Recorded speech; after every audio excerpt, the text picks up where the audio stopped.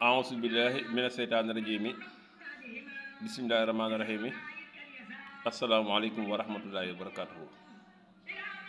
ginnaaw bi ñu sant yàlla julli ci yonentam ba Seydina Muhammad sallallahu alayhi wa sallam fu waay mën a nekk ñoo ngi leen di siyaar di leen ñaanal jàmm te di ko sàkku ci yéen rawatina yéen ñu amoon fii ci Daaru Salaam Sibaaw. tey nag dañoo ñëw ak yéen ci barki dem am na ko fi ñuy laaj toj liggéey luy toj liggéey dinaa leen ci jox ñaar yu efficace. toj liggéey nag dafa bari ci jamono léegi ji liggéey nag moom baaxul ku koy def tamit nit yàgg-yàgg da nga koy gis wala nga dem si jëmm yow sax am ay jafe-jafe bëggante leen sappante bàyyi liggéeyante amul njëriñ. nit ki lu mu am yàlla ko jox waaye nit ki am dara wala mu ne ci place di liggéey nga soxore ko la mu am nga di ko liggéey wala nga dëgg sa mbokk di ko liggéey doy na waat kenn mu tax lépp. waaye lu ci mën am daal yow mi yëg liggéey ci sa yaram wala mu leer na ni liggéey nañ la da ngay dem nga bind fii ji de xaar 100 nga koy bind téeméeri yoon nga koy bind. boo bindee fii ji de xaar téeméeri yoon da ngay dem nga bindaat xul yaa ayyuhal kaafiruuna benn yoon xul wallaahu ahad benn yoon xulon si birabil falaxi benn yoon xulon si birabil naasi benn yoon. nga dem nag wut laalooy nguy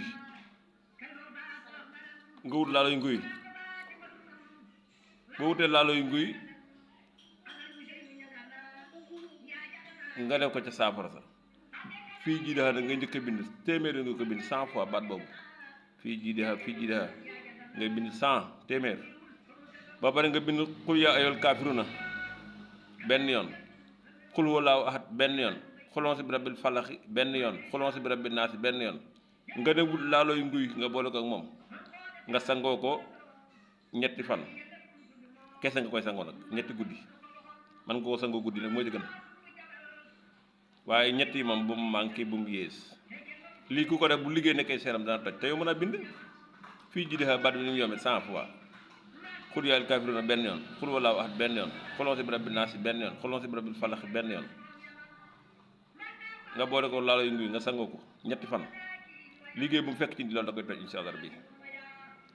yow mi nga xam ne ba tey liggéey dafa nekk ci yow demal nga bind tabat yaddaa bind ko juróom-ñeenti yoon rek 9 fois ndax chiffre 9 dafa garaaw 9 moo jàpp bën yi nekk ci doomu aadama moo tax nag mu xaatim mu sallas garaaw. kon yow mi nga xam tamit jàpp nga ne liggéey mi ngi ci yow demal nga bind tabat yaddaa abi lahabin ba saaro jeex yaa ngi koy bind nag juróom-ñeenti yoon 9 fois boo paree da nga dem nga wut xasam xay nga sangoo ko juróom-ñeenti fan nga koy sangoo 9 jours.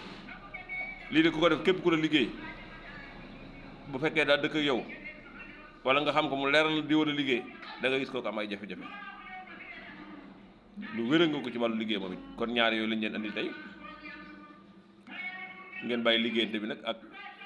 xeex bi baaxut amul njëriñ yàlla lu mu def ci jàmm moom la neex mu def ko ca moom ki am wërsëg yéene ko la mu am ki ne ci place bu liggéey yéene ko place ba